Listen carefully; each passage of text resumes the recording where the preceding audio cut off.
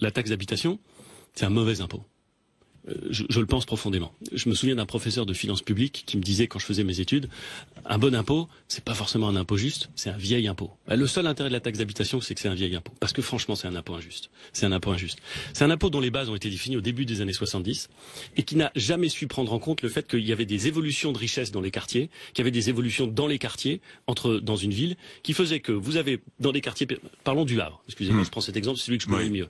Au Havre, vous avez des quartiers périphériques, dans lesquels, depuis 40 ans, la valeur des appartements n'a pas augmenté au rythme où elle a augmenté, par exemple, en centre-ville. Mais comme les bases ont été fixées dans les années 70, vous avez des gens qui payent dans des quartiers périphériques autant, voire plus, que dans des quartiers de centre-ville, dont la valeur des biens s'est considérablement accrue. Ben, c'est pas juste. Et comme vous n'avez pas le droit de moduler le taux par quartier, comme vous n'avez pas réussi à faire évoluer les bases, parce qu'il va y avoir des perdants, il va y avoir des gagnants, et tout le monde a la trouille de savoir qui sont les gagnants et qui sont les perdants, vous vivez avec un impôt auquel tout le monde s'est habitué, ça c'est vrai, mais qui n'est pas un impôt juste. Notre objectif, c'est de réfléchir tranquillement avec les collectivités locales à comment est-ce qu'on fait à l'avenir pour avoir une fiscalité locale plus intelligente. C'est un des dossiers qui sera discuté dans le cadre de la Conférence nationale des territoires qu'on a engagé. C'est un dossier très important, très compliqué, qui ne nous empêchera pas, dans les 3 ans qui viennent, de diminuer année par année le montant de cette taxe d'habitation versée par les Français. Jusqu'à 80%.